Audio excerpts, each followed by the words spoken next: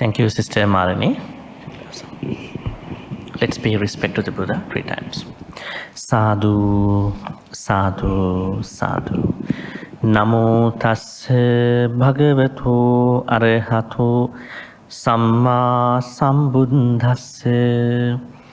Namo tassa bhagavato arahato samma sambuddhassa. Namo tassa bhagavato arahato samma sambuddhassa. Good morning, everybody. It was a bit late today, so planning to wrap this up by 11 because there's another event going on, just to accommodate time and then other things. Our topic for today is the second precept in the 5 precepts. I think I described to all of you about Sila last week. First Sunday talk that I gave, during that talk I described what Sila means to be. Actually, what is Sila? Let me ask the question again. What is Sila? I normally ask questions during even a talk, not only even in discussions.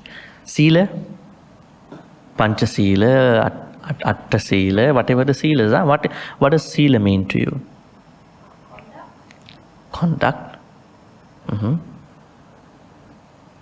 Others?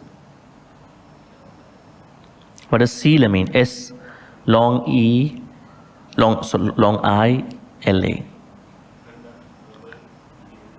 Conduct of verbal behavior, mental behavior, and then physical behavior. Others? No ideas? So Sila basically is not new to Buddhism because it was being practiced by other religions even before the Buddha. Hinduism, Jainism, they had a very extreme Sila. So Buddha says the Buddhist Sila is being done with wisdom. Without wisdom, do not practice Sila. Why is it? If you do not have certain level of wisdom and then you're going to practice Sila, you will get ended up with extreme levels of Sila. Right? And then we have an example for that. What is it? Atta Kilamatanu Yoga, which the Buddha said to us to give up. Extreme Sila is not good. Because Sila is not a standalone practice. It is not the only practice. It is the starting practice. Entry, I would say, entering point into the path. So you should not end up in there. But a lot of people, they unknowingly end up in Sila, which does not help them to practice Samadhi and Panya. It is a problem. Sila in the Theravada Buddhism means, I would say, the practice of calming down your body and mind. Right? So you behave well with your body and speech.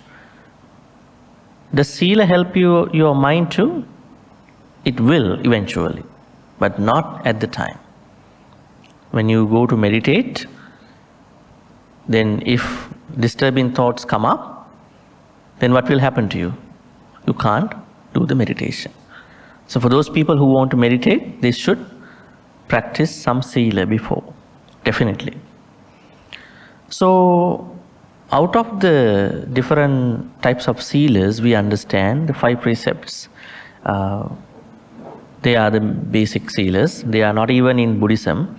They were there even before the Buddha's time. It's not only innovative, creative in Buddhism. So the second precept out of these 5 is, what is it called? Adinnadana Veramani. Adinnadana Veramani. how do we separate this word? Adinnadana. There's A. Then Dinna, D-I-N-N-A. And then Dana, you know these words, Dana at the end. D long A, N-A. Let's say we're going to separate. Plus, then Dinna plus Dana. Dinna, Dana. That's how we're going to separate that. Now the meaning will be like this. In Pali means no, negative. Kusala preceded by A, akusala. That means not good ones. They are not kusalas, they are akusalas. Right? Then what are the other examples when you see when there is A before any Pali word? Can you remember any Pali words like that? Yeah, we just said about it. Kusala, akusala. When you add A before kusala, it will become akusala. And then?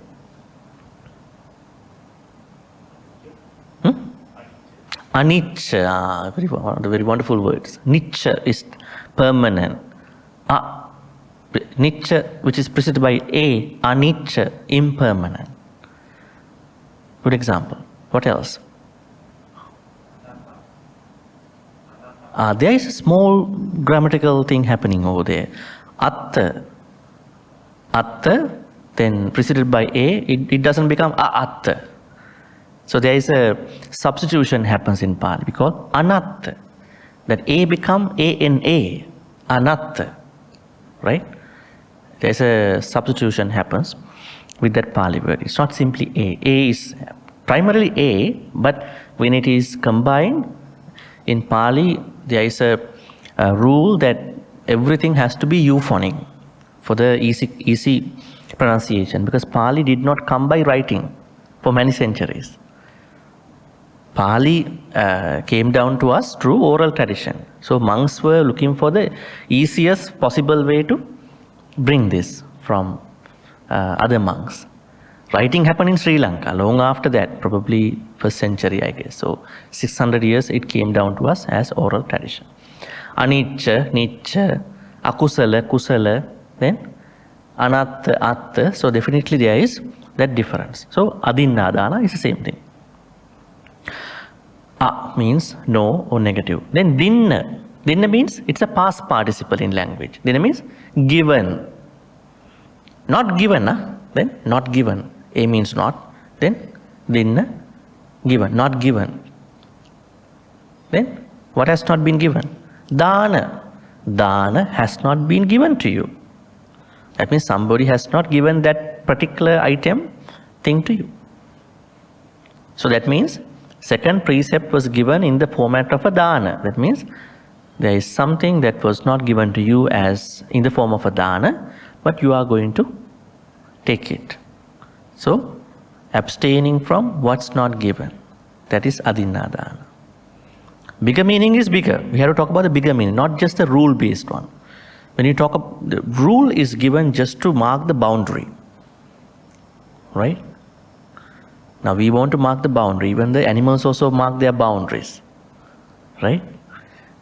When you bring your cat to a new property, if the cat feels that this is my new house, he is going to mark the property on all four corners. He is doing something. I think you know that. He does it. If another cat is coming that way, he is going to chase them out. Boundary is important. We have to make boundaries. The precepts are boundaries. Sila is not a boundary. That's interesting. Sila is the bigger topic. When somebody wants to practice Sila, they need to have some boundaries. Otherwise they don't know where is my boundary in the Sila. They are called Sikkha, precepts. They are called precepts. So virtue or Sila and Sikkha, they are two different things.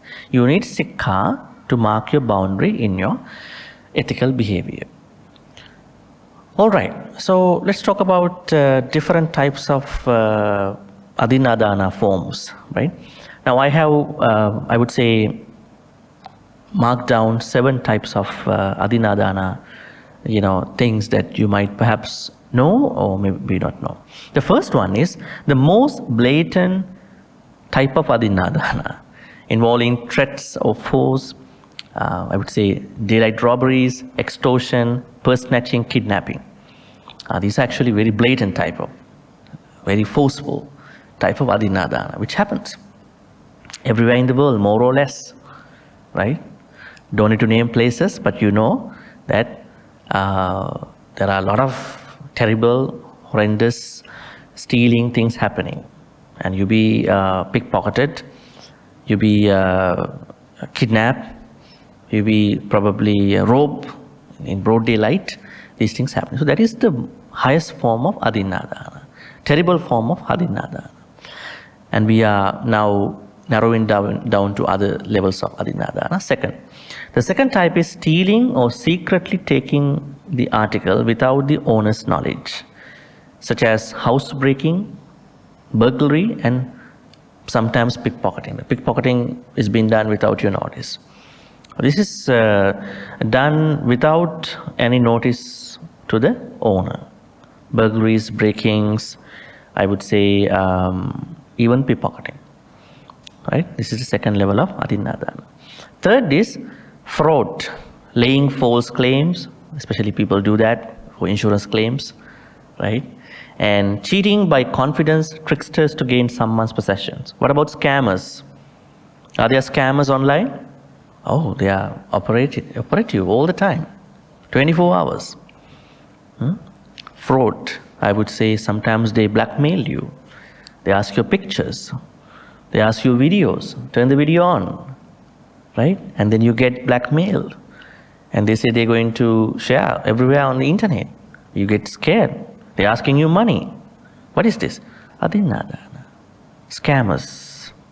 Fourth, deceit, when dishonest traders cheat their customers by false weights and measures or supply products or of lower quality than specified. This is in the corporate, I would say, trade industry, in the shops, right? This could happen.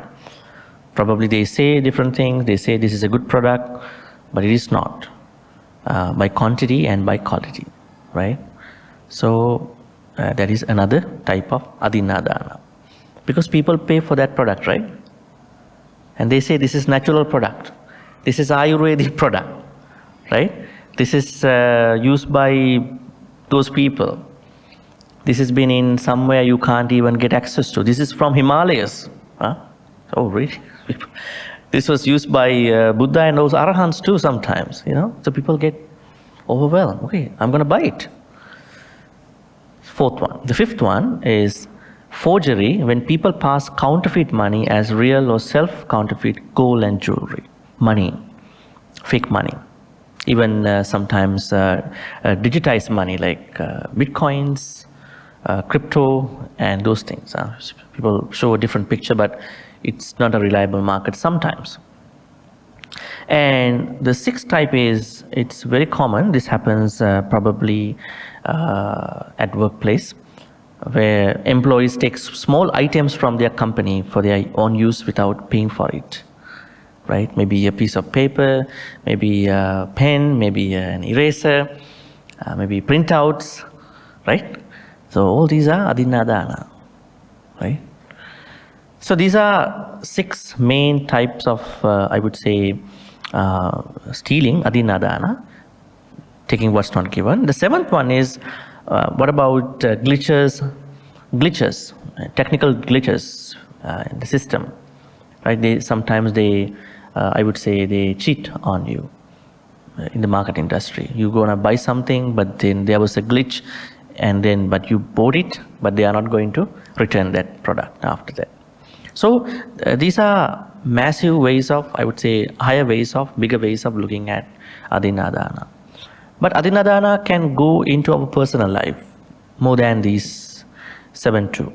Everybody who breaks this precept, Adinnadana, may start from a personal level and then go into the society to do the different types of Adinnadana. Now, the Buddha says, Adinnadana is the precept wherein you break all the other precepts. Now, Panatipata, when you, let's say you break the first precept, it does not have a lot of bearing on other precepts.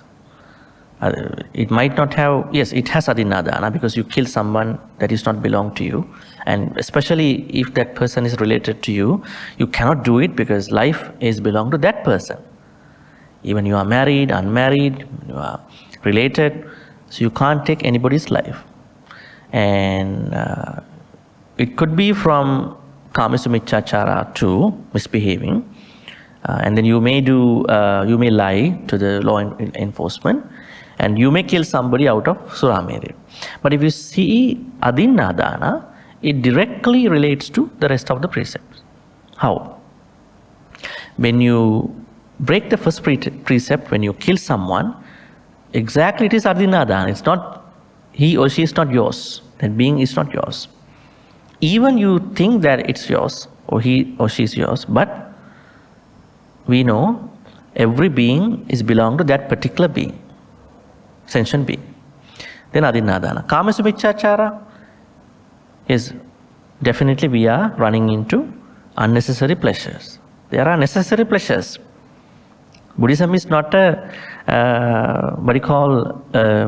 teaching that prohibits people of enjoying the right pleasures. I think some of the speakers, they misunderstand and they propagate this idea. You have to get away from all karmas. You can't do that. It's not going to work too. Even we have Dhamma karma. We have karma for Dhamma also, right? Learn Dhamma, right?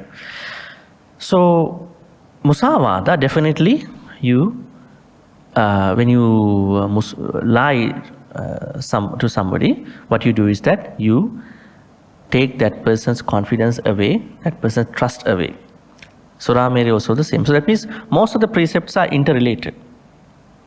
So we have to understand how do we know the bigger picture? How do we identify the bigger picture of Adinnadana? Let me ask you, how do you think about Adinnadana in your personal life? Anybody here? What do you think about it, and how do you think that this is how I'm going to do to avoid breaking Adinnadana? Anybody? Consciously. Okay, we can avoid it consciously. That means, do we unconsciously steal? Sometimes. Non-intent stealing. Let's talk about it a little bit. Interesting, huh? What are the examples that you may think about? Non-intent stealing. Non-intent Adinnadana. Let's say you are using other person's, I would say, utilities, right? It's not yours. You're not paying the bills. But you are not concerned about the waste sometime. Let's say you are not concerned about, the what you call unnecessary use of electricity, probably power, yeah, probably water, right? So you are concerned because when you misuse it, you are letting somebody to pay that you are not going to pay for it. That means you are letting someone to pay for it. That money is not yours, right? So that is one small example. So if you are under somebody, then you have to be very concerned about that I'm not taking that person's money. Other than the stipulated, discussed level of that thing. That's a very conscious way. One of the very conscious ways to think about Adinnadana in your personal life. What else? Do you sometimes take other people's stuff accidentally? Now, consciousness is very important. Let's say, let's say that you are walking on the street and $10 bill was dropped down, right, by somebody. And then more than that you want to look for the owner, you are thinking somebody else come and pick it up before me, right? I mean, you might not do that, most people.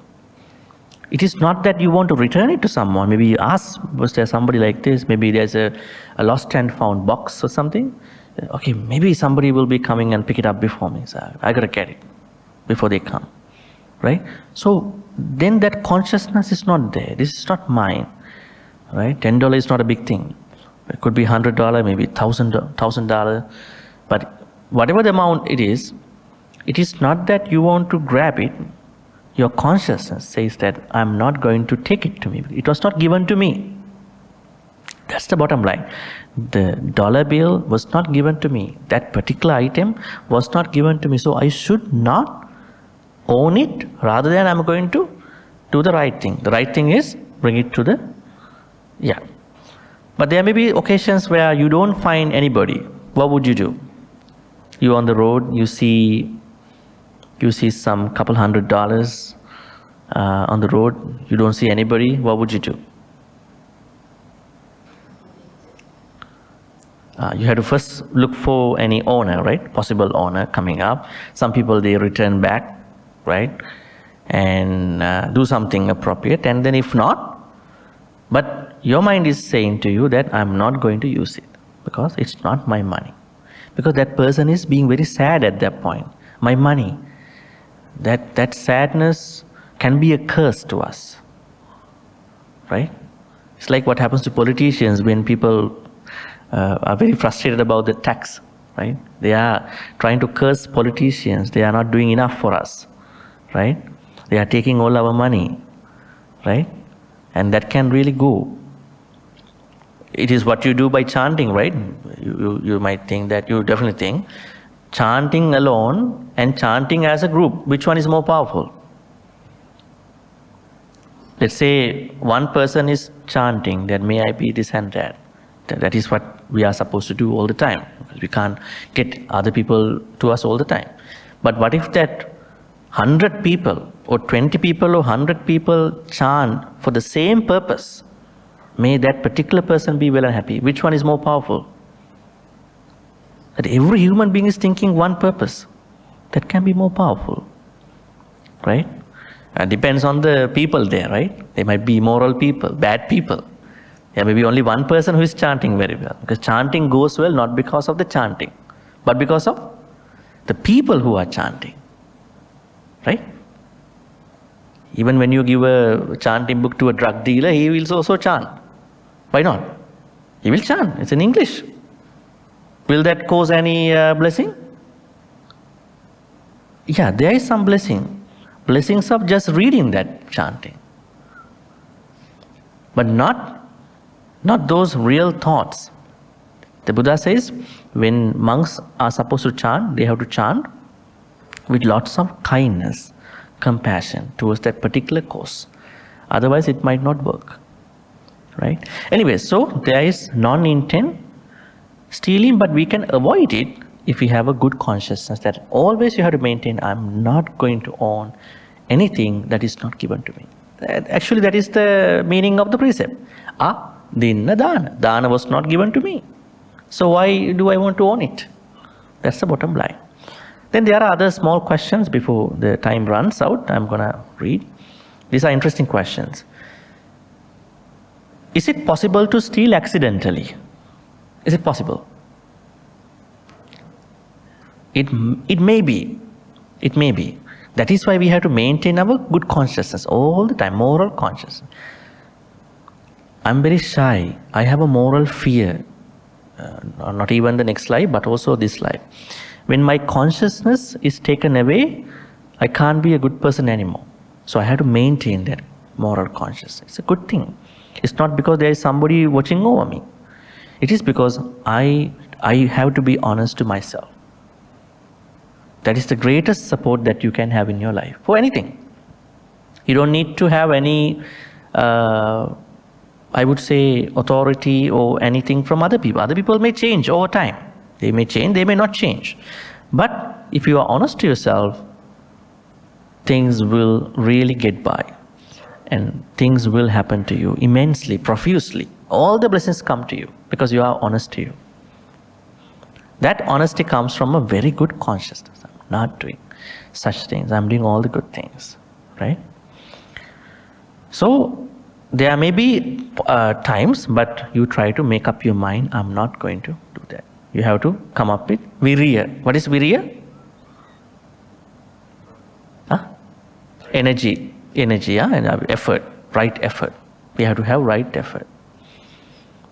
Now when we talk about this virya energy in the Western society, North American context, they look at it differently, because in North American society they talk about virya as one of the fundamental things in the workforce.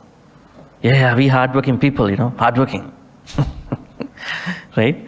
So we have to say, well, that's for a work purpose.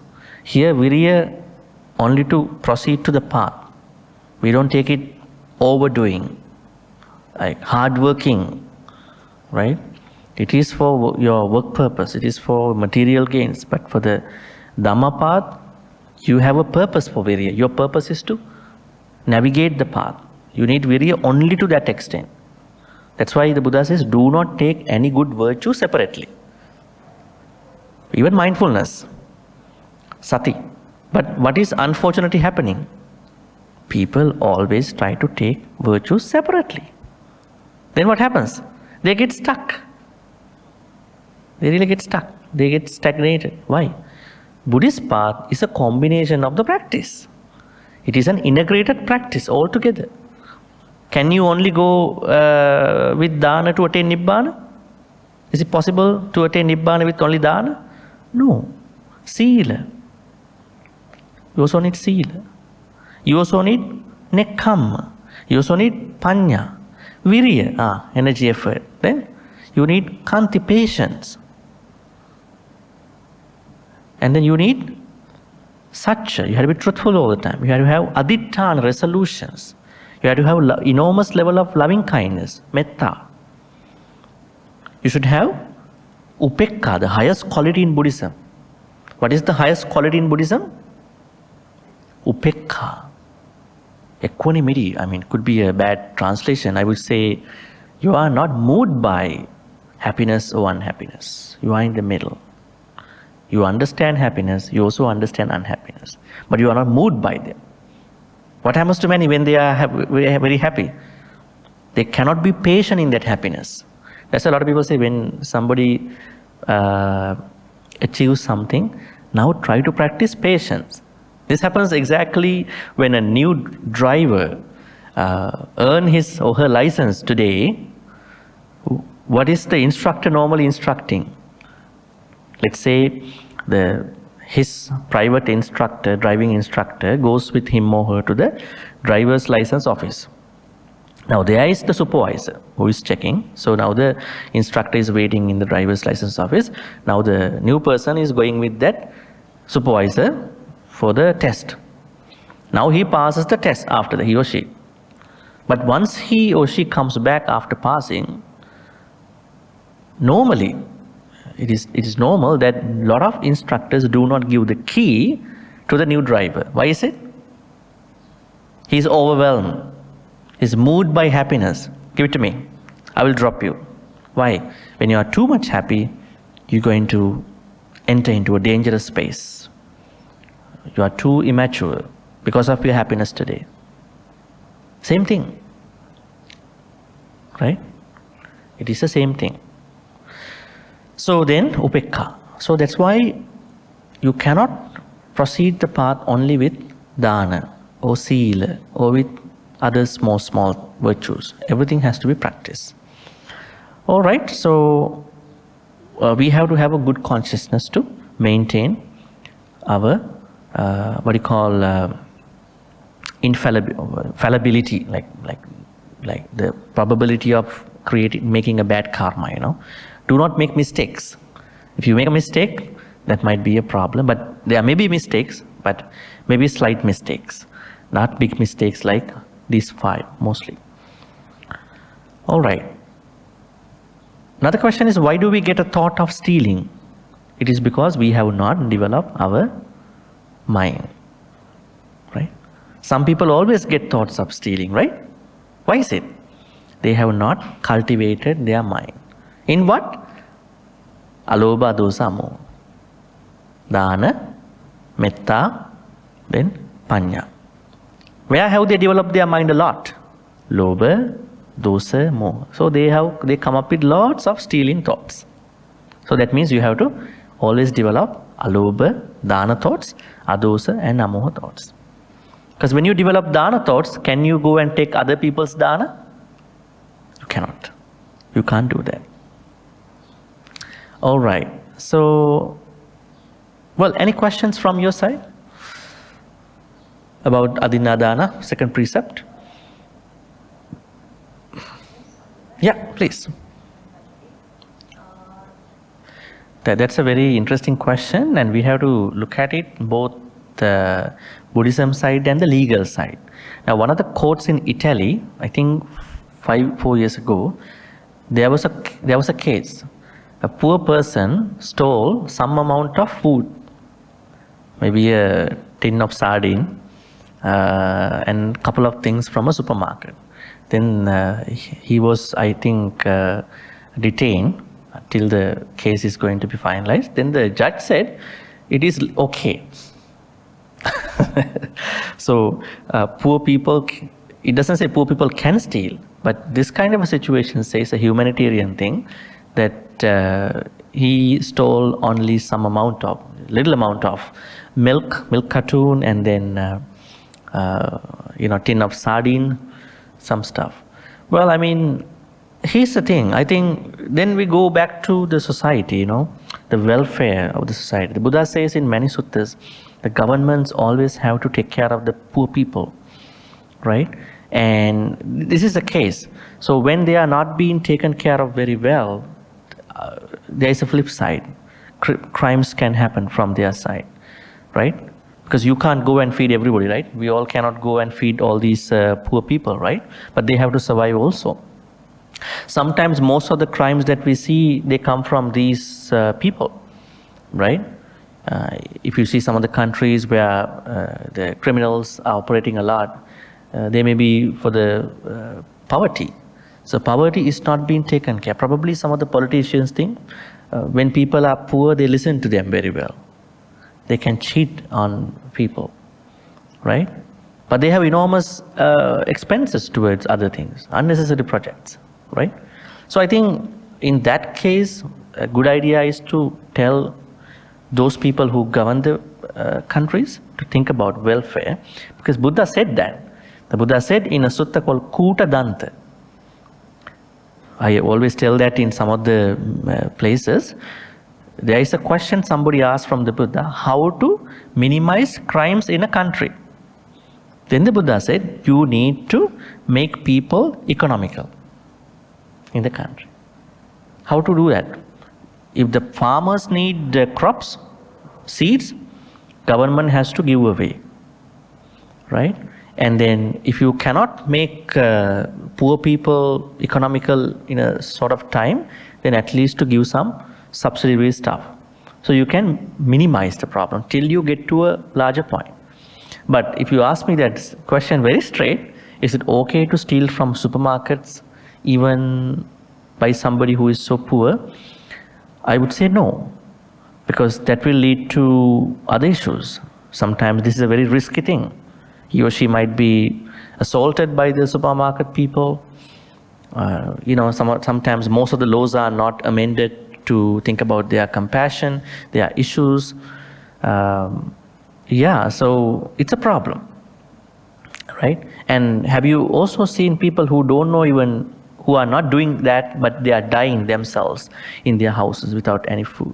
So these are very extreme, terrible issues that I think the larger society has to think about, not even the governments, even these NGOs and all these people. So the Buddha says, killing is not accepted in whatever the context. And Adinnadana, stealing, is not accepted. And all these 5 precepts, the wrong side of them are not accepted in whatever the cause. Because you look at it from the modern life, but it was given from a life of samsara. Because when you are going to end your samsara, these things will be problems. So we have to find out solutions from within the society. That is the way. All right. So that is what I can think about it, And plus, when we encourage anybody, you can steal even small amounts, he or she will not stop doing it in 1 or 2 places, right? He or she will keep doing it, and finally maybe get shot, maybe get assaulted. A lot of things can happen. So spiritually not accepted. My question is not about the we all know that it's breaking the law. Yes. My question is the cause and effect of it more than anything else. Is there You mean spiritually? Yeah, spiritually, well, it depends. Let's say that somebody is going to take a very expensive thing from somebody, right? So the person who owns that is very much sad about it. That can come in the form of a curse to you one day, maybe in your one of the next lives. But let's say some cookies, milk cartoon, these are not very much important stuff, like very expensive stuff. The karma will be small. The karma of that karma vipaka, the result of that karma will be small. And plus the intention is to get it, not to steal it in that sense, maybe to steal it, but just to feed for a bigger cause. Maybe she has children or whatever. Yes. But still the overall action cannot be justified. That's the thing. Right? So that is what we have to understand. The overall action is not good. That's why this society, we have to talk about it. Now a lot of people talk about feminism, human rights. Why don't people talk about these things? They only talk about what they don't have, their rights. We don't talk about responsibilities, isn't it? Do we talk about that much? No. Because we always think we do responsibilities very well. This is an issue. I think everybody has a role for this. Even a monk, even who doesn't do a job as a monk, even he has a way. He can persuade people to think about this side, right? Sorry? That is another way. Yes. Then people, yeah. So a lot of people have turned to begging, right? Yes. Panhandling, right? Mm-hmm. Well, I mean, that's a good concern actually, very good concern. That thinking about somebody's real issue, that he or she may not be able to do it. And other people do other things too, drug dealing, prostitution, like people turn to a lot of things, stealing, and some people don't do any of those things. They only do begging. Yeah, it's better than that.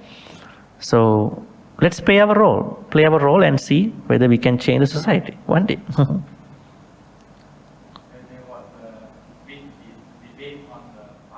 Yes, there are a lot of such stories. I would say we as Buddhists, we are talking as Buddhists, we have to develop a consciousness where we do not possess other people's stuff.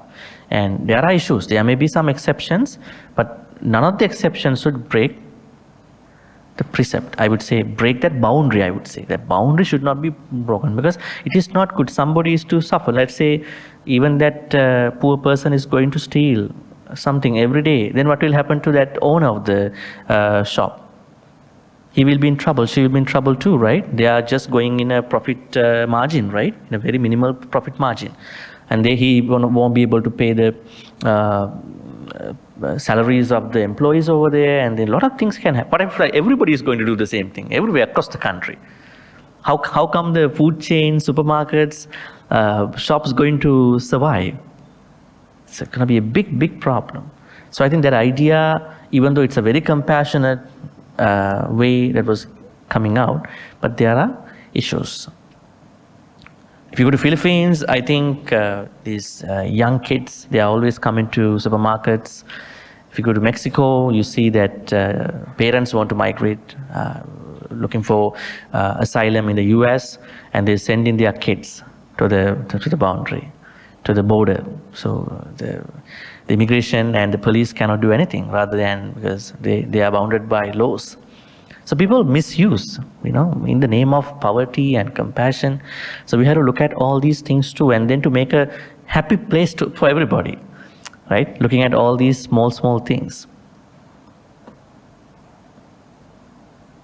All right, so Adinnadana, we already talked about different aspects, and our idea, not my personal idea, the Buddhist idea is that never ever take other people's stuff. What if that there's a married couple, somebody is going to make a connection to the man or the wife, and then they are going to separate at a certain point. They are a good couple. They had no problems too. And then what will happen? This will also lead to Adinnadana. In the next life, your marriage will be broken.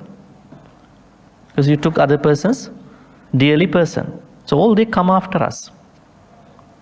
Right? So I think it is very interesting to look at it from a bigger picture, not like you go and then take somebody's stuff. Look at it from a very bigger picture, not just limiting to the literal meaning of Adinnadana. Right? It may be public things, it may be other people's stuff, it may be my thinking. What about academic stuff? You copy somebody's information, you paste like yours. Plagiarism. Huh? Now they are tracking, but some people still keep doing that. So it is also Adinnadana. Right?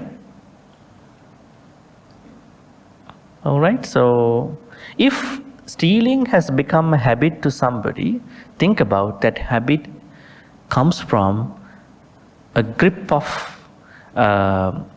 adhering to the lobha dosa moha. So you have to break that grip, right? Maybe it comes from your environment. Maybe it comes from your, maybe it is sometimes generational also. Now they have found the wounds in your generations can be generational. Your father may be dealing with something in his life that may pass down to children, like the war in some countries, right? So when you take the war, there are a lot of people who were affected by the war, right? Most of them cannot heal themselves. They keep thinking about what happened and that, those diminished memories. So it can pass down to other people.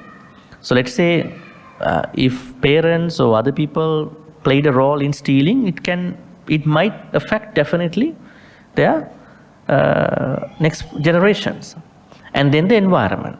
So we have to understand these two things are very crucial. So we have to be very careful. And what we want is that have a free mind to think about, I'm not going to do anything that will take other people's stuff, items, people, anything. Right? Even a good reputation. Some people are not doing anything behind the scene. But there are other people who are working for that. But then they come and say, okay, I'm the one who did that. What is it called? You take other people's credit for you.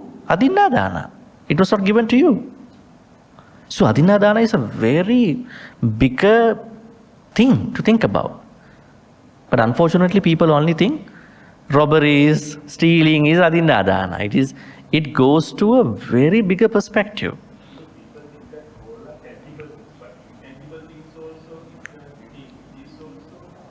Yes, because in Buddhism, karma is mental. It's not only physical. Yes, you might do it because you don't want to pay it. You want to evade the payment of the software, right? Yes, that mind, that corrupted mind, that is the issue. That is the issue. It is not the software. Consciously, yes.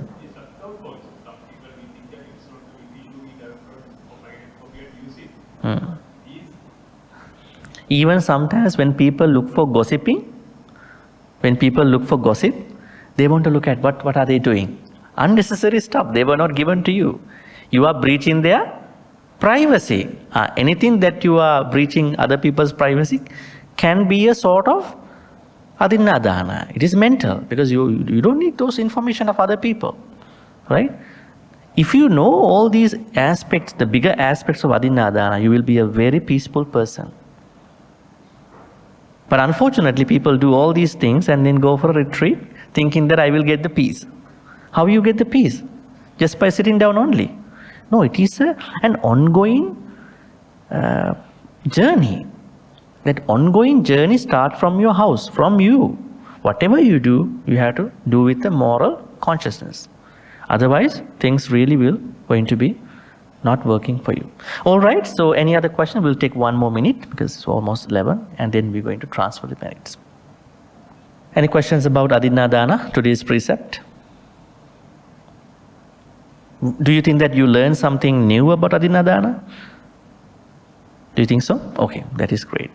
So how did the Buddha ask us to practice Adinnadana? There's a sutta called Veludvareya Sutta, Sangyutta Nikaya 55:7. Let me read that. Having reflected thus, himself abstained from taking what's not given, and then